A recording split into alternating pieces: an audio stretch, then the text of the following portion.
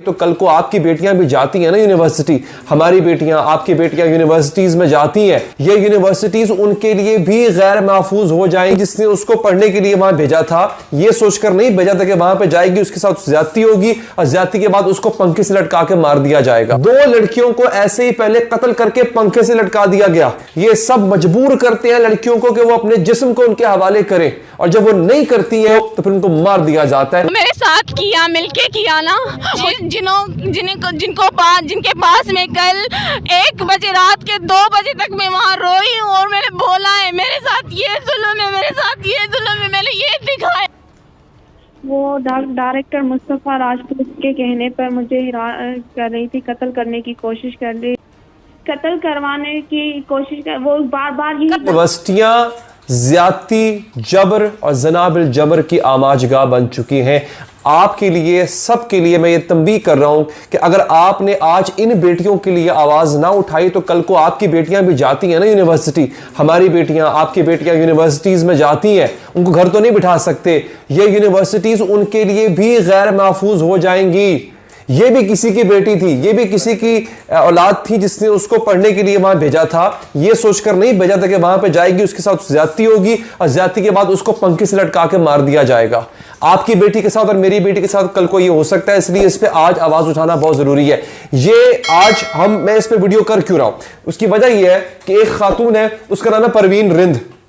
वो बेचारी औरत नंगे पांव अदालत पहुंच गई, उसके साथ ये करने की सब कुछ कोशिश की जा रही है। 2 लड़कियां इससे पहले, मैं आपको, मेरे पास पूरी डिटेल है, मैं आपको बताऊंगा।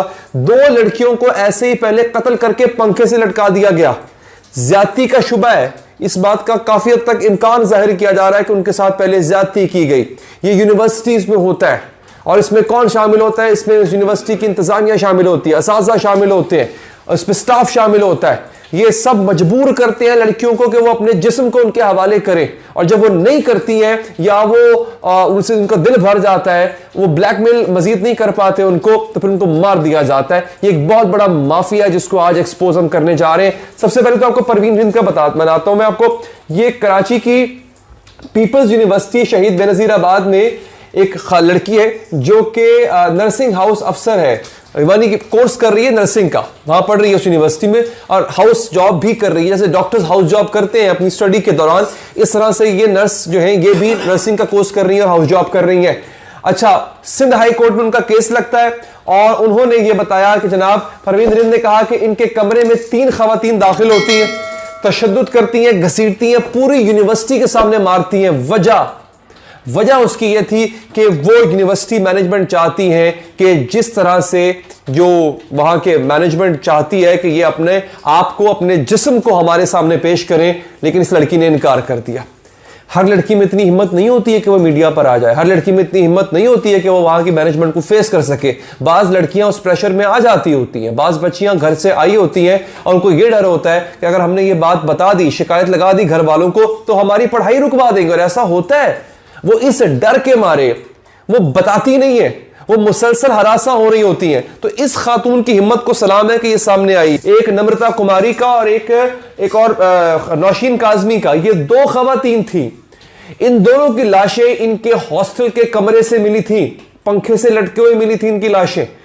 इनके साथ क्या हुआ था, इंतजामिया ने कहा, यूनिवर्सिटी इंतजामिया ने कहा जनाब कि इन्होंने खुदकुशी की है। अब पता क्या चला, यहां पे द न्यूज, इंटरनेशनल न्यूज जो है, ये 12 फरवरी की खबर है जो कि रिपोर्ट कर रहा है, वो ये कह रहा है कि common suspect involve in death of doctor Nimrata and doctor Nausheen.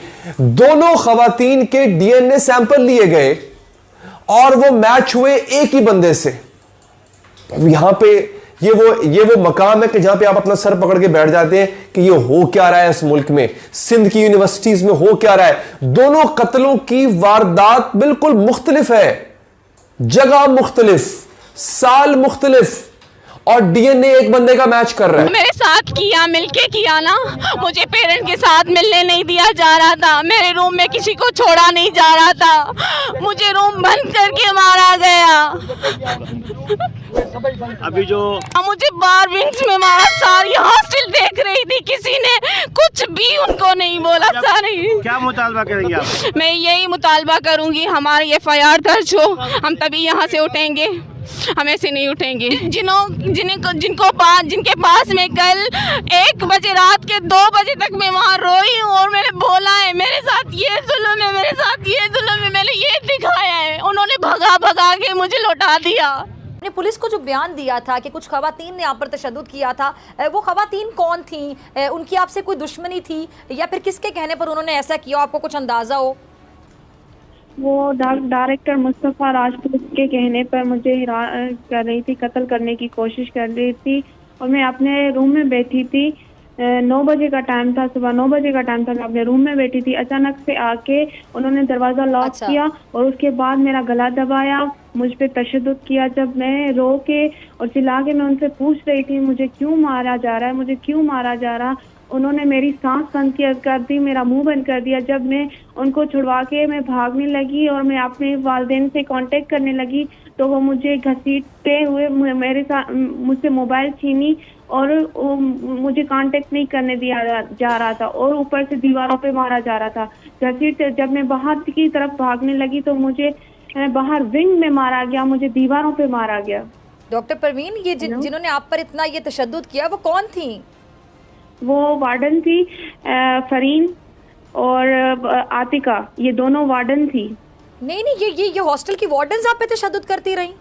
Ji, warden तशद्दुद करती रही मुस्तफ़ा राजपूत के कहने पर। डॉक्टर परवीन, मैं कुछ समझना चाहती हूँ, किसके कहने पर? मुस्तफ़ा राजपूत के कहने पर। मुस्तफ़ा राजपूत कौन है? मुझे बार डायरेक्टर है वो। अच्छा, डॉक्टर गुलाम मुस्तफ़ा जो है उनकी आप बात कर रही हैं, जो डायरेक्टर हैं। अच्छा, मुझे बताएं, जो डायरेक्टर हैं मतलब उनका ताल्लुक है, उनकी सलाम दुआ बहुत अच्छी है, या वो भी जाहिर बात है वो डायरेक्टर थे तो वो भी अपनी जॉब के हाथों मजबूर होके आप पे तशद्दुद करे थे? बहरहाल बनता नहीं था वार्डन्स का आप पे तशद्दुद करना। आपको क्या समझ आई ये पूरी बात? और डायरेक्टर साहब आपसे क्या चाहते थे? वो डायरेक्टर मुझे बार हरासमेंट कर रहे थे, वक्त मुझे हरासमेंट कर रहे थे, जिनसी हरासमेंट कर रहे थे। क्या कहते क्या थे? वो कहते क्या थे कि अगर आप उनकी बात मान लेंगी और अगर आप बात नहीं मानेंगी तो क्या करेंगे? इम्तिहान में आपको फेल करवा देंगे या आपको यूनिवर्सिटी से निकलवा देंगे? किस किस्म की धमकियां भी देते थे? कत्ल करवाने की कोशिश कर, वो बार यही बोले थे हम आपको कत्ल करवाएंगे, अगर आपने हमारी बात नहीं मानी और आपने अगर हमारी बात आउट की तो हम आपको कत्ल करवाएंगे। खवातीन पहले मिलकर एक जद्दोजहद कर रही थी, सारी खवातीन इज्जत की बात करती थी। अच्छा, फिर इज्जत की डेफिनेशन भी सेम हुआ करती थी, चाहे शहरी इलाके की औरत हो, गांव की औरत हो, पढ़ी लिखी हो, अनपढ़ हो, इज्जत का कुछ मतलब होता था जिसमें वजूद की भी बात होती थी। मुझे इस टॉपिक पे बात करने के अल्फाज भी चुनने पड़ रहे हैं कि हम इज्जत को वजूद से मिला दिया करते थे। अब वजूद से ज्यादा अफकार की बात हो रही है और उसमें 2 तरह की स्कूल ऑफ थॉट बन गए हैं। एक वो है जो कि अभी हम 8 मार्च में देखेंगे कि एक नया तरीका जन्मी है। ये सारी चीजें हमेशा से चल रही थी लेकिन पहले वो कहीं एक अलग अंदाज में सामने आ रही थी, अब वो खुलकर जिस तरह सामने आ रही हैं और एक कंफ्यूजन भी पैदा हो रही है कि आया वो और वो जो रिवायती औरत है ये एक ही सोच रखती हैं या वो और रिवायती औरत अलग अलग है। मेरी तो कोशिश भी ये है और दुआ भी ये है कि अल्लाह करे कि जो भी है, जो भी उनकी सोच है वो, और जितने वो लेफ्ट विंग और राइट विंग और तरह तरह के अल्फाज हैं, वो सब मिलकर बात करें, क्योंकि बात सिर्फ औरत की जाए। औरत के लिए जब हम बात करें तो उसमें हम ये सारी चीजें बिल्कुल नजरअंदाज कर दें कि वो पढ़ी है, अनपढ़ है, गांव की है, शहर की है।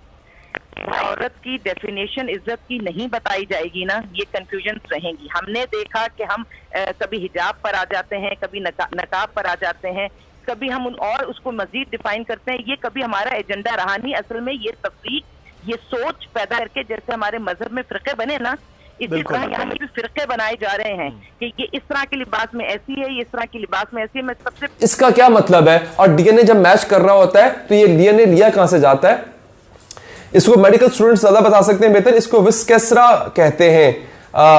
ये एक मतलब मैं इसको उस टर्म में कहूंगा कि यहां पे शुबा ये जाहिर किया जाता है कि इन लड़कियों के साथ ज्यादती की गई, इन लड़कियों के साथ जबर किया गया, ज्यादती की गई, और फिर उस हिस्से से, उस जिस्म के उस खास हिस्से से जो है वो डीएनए ले लिया जाता है और वो डीएनए मैच कर रहा है एक शख्स से। ये बेसिकली यहां पे जो लम्स यूनिवर्सिटी जामशोरो है उनके एनालिसिस के मुताबिक the DNA found on Kazmi has matched with that of Nimrata Chandani, यानी इसमें इन्वॉल्वमेंट शामिल हो रही है एक बंदे की। लेकिन पुलिस ने क्या कहा? पुलिस ने कहा खुदकुशी है, यूनिवर्सिटी इंतजामिया ने कहा खुदकुशी है। ठीक है जी। और जो प्रोफेसर अनीला है उन्होंने कहा कि जनाब इनका कमरा अंदर से बंद था तो लिहाजा खुदकुशी हो सकती है। डूड, मर्डर करने वाले, आपको क्या लगता है वो बस मर्डर करके चला गया होगा? उसने वहां पे क्राइम सीन को खराब करने की कोशिश नहीं की होगी, क्राइम सीन को मैनिपुलेट करने की कोशिश नहीं की होगी। किस इतने सरफेस लेवल पे हमारी इन्वेस्टिगेटिव एजेंसियां क्यों सोचती हैं? ये डीप जाके क्यों नहीं सोचती हैं? जो शख्स कोई गुनाह करता है वो हमेशा उस क्राइम सीन को खराब करने की पूरी कोशिश करता है। तो आप सरफेस लेवल पे जाहिरी चीजें देख के आप कोई नतीजा अखज नहीं कर लेते, लेकिन इन्होंने फाइल बंद करने के लिए, फाइल दाखिले दफ्तर करने के लिए इन्होंने ठप्पा लगा दिया कि ये खुदकुशी थी और मामला खत्म हो गया। नहीं, हुआ ये कि इनके लवाहिकीन तो मुसलसल आवाज उठा रहे हैं। अब हो सकता है कि अगर इनमें वही हिम्मत इन बच्चियों में होती या इनके वो हालात होते कि जैसे इस वक्त जो है परवीन रिंद के हैं, परवीन रिंद तो सामने आ गई ना, इन बेचारियों को तो जान चली गई, इन बेचारियों को तो मौका भी नहीं मिला कि ये सामने आ सके, लेकिन ये लड़की, ये बच्ची